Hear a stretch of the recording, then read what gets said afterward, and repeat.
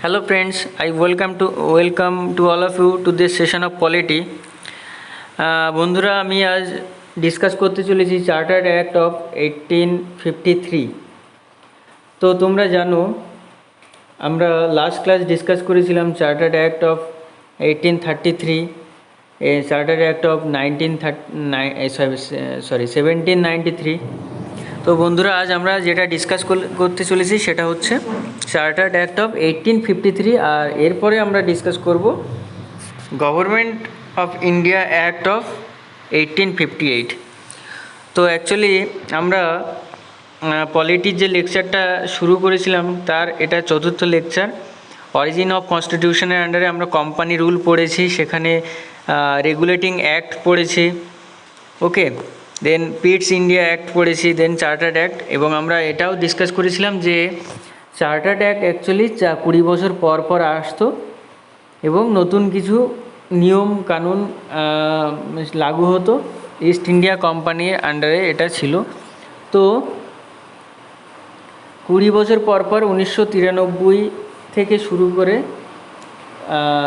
1853 পর্যন্ত charter act এসেছিলো এবং সেইগুলোই আমরা ডিসকাস করছি, যেগুলো আমাদের কোয়ালিটি পয়েন্ট অফ ভিউ থেকে ইম্পর্ট্যান্ট। ঠিক আছে, ওকে, তাহলে আমরা শুরু করি। দেখো, চার্টার্ড অ্যাক্ট অফ 1853 এটাই ছিল last series of the chartered act. এরপরে আর কোনো চার্টার্ড অ্যাক্ট আসেনি, এবং কেন আসেনি সেটাও আমরা ডিসকাস করবো এখানে। তো তোমরা জানো ইস্ট ইন্ডিয়া কোম্পানি যখন রাজত্ব করছিল 1600 সাল থেকে শুরু করে 1857-58 পর্যন্ত ইস্ট ইন্ডিয়া কোম্পানির রাজত্ব ছিল। এরপরে ব্রিটিশ ক্রাউন রাজত্ব করেছিল ইন্ডিয়াতে। ঠিক আছে, তো এখানে ফিচার্স অফ 1853 কী বলছে দেখো, এখানে বোল্ড করে লেখা আছে, legislative and executive function of the governor general council separated. মানে কি, দেখো এর আগে যেটা হয়েছিল সেটা হচ্ছে কমার্শিয়াল আর পলিটিক্যাল পাওয়ার সেপারেট করা হয়েছিল, কিন্তু এই চার্টার অ্যাক্ট অফ 1853-তে কী হয়েছে, পলিটিক্যাল পাওয়ারের মধ্যেও দুটো পাওয়ার আছে, একটা হচ্ছে লেজিসলেটিভ পাওয়ার আর একটা হচ্ছে এক্সিকিউটিভ, মানে লেজিসলেটিভ আর এক্সিকিউটিভ ফাংশন। আচ্ছা, এটাকে আলাদা করেছে। তাহলে আমরা লেজিসলেটিভ ফাংশনটা কী আমরা একটু বুঝবো। দেখো, লেজিসলেটিভ বলতে আমাদের মনে করো সংসদে যেমন পার্লামেন্টে লেজিসলেশন আছে, মানে লেজিসলেশন হচ্ছে যে বিল, কোনো একটা অ্যাক্ট, নতুন সংশোধন, নতুন একটা নিয়ম সে জাস্ট পাস করায়, ওকে। আর এক্সিকিউটিভ ফাংশন মানে হচ্ছে এটা এক্সিকিউশন করে, মানে এটার অ্যাপ্লিকেশনটা এক্সিকিউটিভ ফাংশন দ্বারা হয়। অ্যাকচুয়ালি বোঝা গেল? তো লেজিসলেটিভ আর এক্সিকিউটিভ ফাংশনটাও আলাদা করা হয়েছিল এখান থেকে। ঠিক আছে, আর কি করা হয়েছিল এখানে আর একটু বলে রাখি যে এই লেজিসলেটিভ ফাংশন এটাকেই বলা, মানে লেজিসলেচারটাকে বলা হতো মিনি পার্লামেন্ট। ঠিক আছে, মিনি পার্লামেন্ট কেন বলতো, পার্লামেন্টে যেমন সংশোধনের মাধ্যমে সব কিছু হতো, নতুন কিছু আইন প্রণয়ন লাগু করার জন্য যেভাবে বিল পাস করা, মেজরিটি নিয়ে বিল পাস করা, সেই সমস্ত গুলো সেই রকম একই জিনিস এখানে লাগু হয়েছিল। ঠিক আছে, তার মানে আমরা বলতে পারি এটা অ্যাকচুয়ালি ব্রিটেনে যে পার্লামেন্ট ছিল, ব্রিটেনের পার্লামেন্টের মতো সেম পার্লামেন্ট এখানে অ্যাকচুয়ালি ফাউন্ড করা হয়েছিল। মানে এটা অ্যাকচুয়ালি যে চার্টার্ড অ্যাক্ট অফ 1853 এটাই বলছে যে পুরো টোটালি ব্রিটেনের পার্লামেন্ট যেমনভাবে চলে ঠিক তেমনভাবেই এই মানে এই ফাংশন এইখানেও মানে আস্তে আস্তে ব্রিটেনের পার্লামেন্টের মতোই মানে করেই এখানে নিয়মকানুন সব লাগু হচ্ছিল। ঠিক আছে, এরপরে দেখো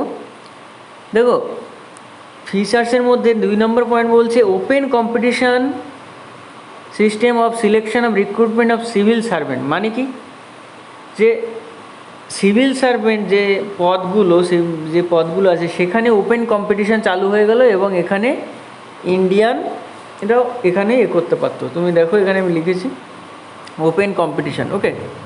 তো ইন্ডিয়ানরাও এখানে করতে পারতো, মানে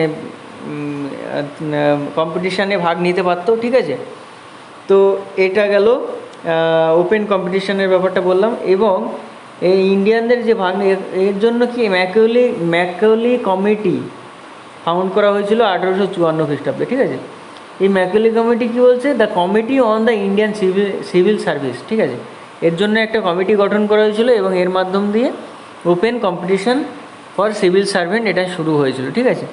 আচ্ছা, নেক্সট পয়েন্ট দেখো, পয়েন্ট নাম্বার 3 বলছে but did not specify the particular period of this, that means মানে কি, চার্টার্ড অ্যাক্ট আমরা জানি 20 বছর পর পর আসে, কিন্তু 20 বছর পর পর আসলে তাহলে এরপরে কি 73তে এরপর আসার কথা, কিন্তু এখানে কিন্তু ব্রিটিশ ক্রাউন দ্বারা কোনো রকমভাবে এটাকে ক্লারিফাই করা হয়নি যে নেক্সট কবে চার্টার্ড অ্যাক্ট আসবে, বোঝা গেল। তার মানে এটা স্পেসিফাই করা হয়নি, তার মানে বুঝতে পারছো অটোমেটিক্যালি এটা কিন্তু প্রি প্ল্যানিং ছিল যে ইস্ট ইন্ডিয়া কোম্পানির থেকে পুরোপুরি টোটাল শাসন ব্যবস্থাটাকে হ্যান্ড ওভার করা হবে এখন ব্রিটিশ ক্রাউনের উপরে। এবং ব্রিটিশ ক্রাউন এখানে মানে টোটাল সরাসরি ব্রিটেন থেকে এখানে রাজত্ব মানে সমস্ত নিয়মকানুন সব কিছু লাগু হবে। দ্যাট মিনস আমরা জানি 1857 সালের পর থেকেই ব্রিটিশ ক্রাউন ভারতবর্ষে এসে রাজত্ব শুরু করে, কিন্তু এটা কিন্তু অনেকটাই প্রি প্ল্যানিং ছিল, তার জন্য এরা আর এটাকে আর আগে বাড়ায়নি, ঠিক আছে। আচ্ছা, এরপরে কি বলছে, introduced for the first time local representation in the Indian legislative council, Indian legislative মানে লেজিসলেটিভ কাউন্সিলে লোকাল রিপ্রেজেন্টেশন মানে ইন্ডিয়ানদের দিয়ে আর কি লেজিসলেটিভ মানে এরাও সদস্য হতে পারত, ঠিক আছে, এরকম এটা ইন্ট্রোডিউস করা হলো, ঠিক আছে। তো এখানে ইন্ডিয়ানদের ইনক্লুড করা হলো এবং এখানে দেখো লেখা আছে 6 new legislative member of the governor general council, 4 member were appointed by the local government of Madras, Bombay, Bengal and Agra, ঠিক আছে। আচ্ছা, এরপরে আমরা আসি British crown, the crown rule 1858 থেকে 1947। দেখো আমরা 1600 থেকে অ্যাকচুয়ালি 1773 থেকে 1857 পর্যন্ত আমরা কিন্তু অলরেডি ডিসকাস করে ফেলেছি। এবং এই যে government of India act of 1858 এটা কেন এসেছিল, কারণ আস্তে আস্তে ব্রিটিশরা বুঝতে পেরেছিল যে ইন্ডিয়ায় যদি রাজত্ব করতে হয় তাহলে শুধুমাত্র ইস্ট ইন্ডিয়া কোম্পানির হাতে পুরোপুরি ক্ষমতা ছাড়লে চলবে না, এখানে এটা সিচুয়েশানটা আউট অফ কন্ট্রোল হয়ে যাচ্ছে, বোঝা গেল। তাহলে অ্যাকচুয়ালি কী হয়েছিল তোমরা ভালো করেই জানো যে 1857 খ্রিস্টাব্দে সিপাহি বিদ্রোহ হয়েছিল, ঠিক আছে। তো এই সিপাহি বিদ্রোহ হওয়ার পরে এই যে গভর্নর জেনারেল অফ ইন্ডিয়া এটাকে চেঞ্জ করে নতুন একটা পদ ঘোষণা করা হয়, সেটা হচ্ছে ভাইসরয়, ঠিক আছে। তো অ্যাকচুয়ালি কেন হয়েছিল, কী হয়েছিল সেটাই আমরা এখানে ডিসকাস করতে চলেছি। দেখো, the significant act was enacted in the wake of revolt 1857। দেখো, এই সিপাহি বিদ্রোহ এটাকে বলা হয় ফার্স্ট ওয়ার অফ ইন্ডিপেন্ডেন্স। কে বলেছিল এটা তোমরা কমেন্ট বক্সে অবশ্যই জানাবে। আর এই গোটা পিডিএফটা তোমরা টেলিগ্রাম চ্যানেলে এখানে দেখো লেখা আছে, টেলিগ্রাম চ্যানেলে তোমরা কিন্তু পেয়ে যাবে, জিকে বাই ধীরাজ স্যার, এই টেলিগ্রাম চ্যানেলটাও পাবে, ঠিক আছে, বা WBCS ভিশন WBCS এর টেলিগ্রাম চ্যানেলেও তোমরা পেয়ে যেতে পারো, ঠিক আছে। তো অবশ্যই তোমরা পিডিএফটা অবশ্যই কালেক্ট করো, এটা তোমাদের সমস্তটাই শেয়ার করে দেওয়া হবে, ঠিক আছে। তো তোমরা টেলিগ্রাম চ্যানেলটা ফলো করো, ঠিক আছে, ওকে।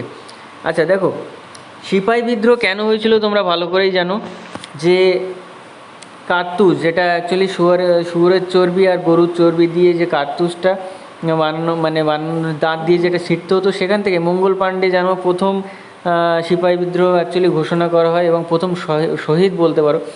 তো অ্যাকচুয়ালি কী হয়েছিল দেখো, আমি একটু যদি ব্যাকগ্রাউন্ড একটু স্মৃতিচারণ করি, তাহলে লর্ড ডালহৌসির আমলে যেমন ভালো কাজ হয়েছিল তেমন খারাপ কাজও হয়েছিল। মানে ভালো কাজ বলতে যেমন মনে করো লর্ড ডালহৌসির আমলে কী হয়েছিল, মানে রেল যোগাযোগ ব্যবস্থা হয়েছিল, ডাক যোগাযোগ ব্যবস্থা হয়েছিল, টেলিগ্রাম ব্যবস্থা হয়েছিল তোমরা জানো, ঠিক আছে।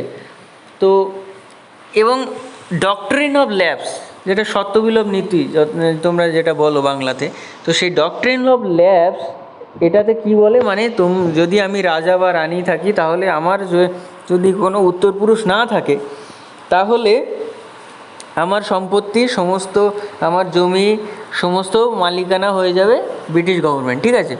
তো এই নিয়ম অনুযায়ী ডক্ট্রিন অফ ল্যাক্স প্রথম ক্যাপচার করে ইংরেজরা কোন এরিয়াটা, সেটা কমেন্ট বক্সে জানিও। এস দিয়ে শুরু, আমি বলেই দেই সাতরা নামে জায়গাটা। যাই হোক, তো তোমরা বুঝতে পারবে যে অ্যাকচুয়ালি জমিদাররাও কিন্তু এর ব্রিটিশ গভর্নমেন্ট বা ইস্ট ইন্ডিয়া কোম্পানির ওপরে কিন্তু খুশি ছিল না, কারণ এদের ওপরেও অনেক রকম অত্যাচার চালানো হতো, ঠিক আছে। এবং এই ধরনের কার্যকলাপ আর মানে সমস্ত ইন্ডিয়াকে সোনেকে চিড়িয়া বলতো, তোমরা জানো, সমস্ত ধন সম্পত্তি সব এখান থেকে নিয়ে চলে যেত। এবং ভারতবর্ষে মানে অ্যাকচুয়ালি যে মানুষগুলো, তাদের সঙ্গে খুবই দুরাচরণ করা হতো। তো এই সমস্ত কারণের জন্য সিপাহী বিদ্রোহ ডাক দেওয়া হয় বিভিন্ন জায়গা থেকে, যেমন ঝাঁসি রানী লক্ষ্মীবাই, ওকে, নানা। এবং যাই হোক, তোমরা সবই জানো কম বেশি, এটা আমি বেশি ডিটেলসে যাচ্ছি না। তো সিপাহী বিদ্রোহ যে হয়েছিল, এটাকে বলা হয় first war of independence or সিপাহি মিউটিনি, ঠিক আছে। The act known as act of good governance India, মানে এইখানে government of India act of 1858 কী বলছে, এরা বলছে যে এই অ্যাক্টটা আনা হয়েছে কারণ গুড গভর্নমেন্ট, ইন্ডিয়ায় ভালো গভর্নমেন্ট, ভালো মানে শাসন ব্যবস্থা করার জন্য এটা আনা হয়েছে। এখানে আর কি বলেছে, abolish the east India company and transfer power of the government territories and revenues to the British crown. এই সমস্ত পাওয়ার, গভর্নমেন্ট টেরিটরিজ, রেভিনিউ, সমস্ত পাওয়ারটা ট্রান্সফার করা হয় ব্রিটিশ ক্রাউনকে। আর যে ইস্ট ইন্ডিয়া কোম্পানি যে নামটা, সেই ইস্ট ইন্ডিয়া কোম্পানি টোটালটাকে বাতিল করা হলো এই গভর্নমেন্ট অফ ইন্ডিয়া অ্যাক্ট দ্বারা। এবং নতুন একটা পোস্ট, দেখো এখানে লেখা আছে ভাইসরয়, নতুন পোস্ট গভর্নর জেনারেল অফ ইন্ডিয়াকে থেকে করা হলো ভাইসরয়, ওকে। তাহলে last governor general of India হচ্ছে লর্ড ক্যানিং, আর ফার্স্ট ভাইসরয় হচ্ছে লর্ড ক্যানিং। এটা কিন্তু খুব মাথায় রাখবে, ঠিক আছে। আমি লাস্ট ক্লাস বলেছিলাম যে first governor general of India হচ্ছে কে, লর্ড উইলিয়াম বেন্টিং, আর লাস্ট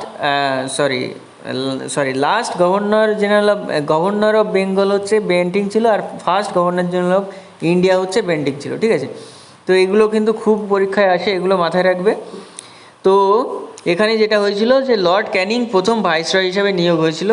আর কি হয়েছিল, হার ম্যাজেস্টি, দেখো, it provided the India henceforth was to be governed by and the name of Her Majesty, দেখো এই যে ক্রাউন, ব্রিটিশ ক্রাউনকে বলা হতো হার ম্যাজেস্টি, ঠিক আছে, হার ম্যাজেস্টি বলা হতো, ঠিক আছে।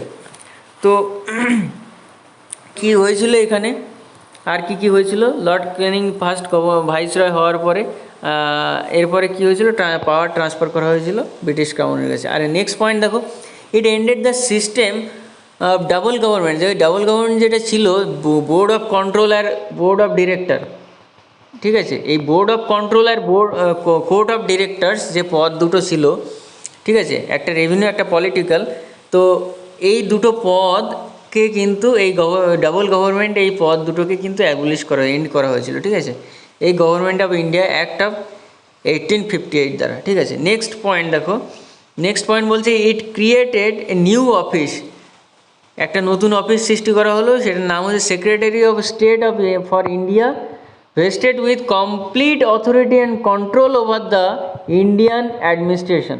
ইন্ডিয়ান অ্যাডমিনিস্ট্রেশনের উপরে কমপ্লিট কন্ট্রোল আর অথরিটি দেওয়া হলো, ঠিক আছে। The secretary of state was a member of British cabinet and was responsible ultimately to the British parliament. দেখুন, একটা নতুন অফিস যেটা করা হয়েছে সেটা হচ্ছে secretary of state for India, ঠিক আছে।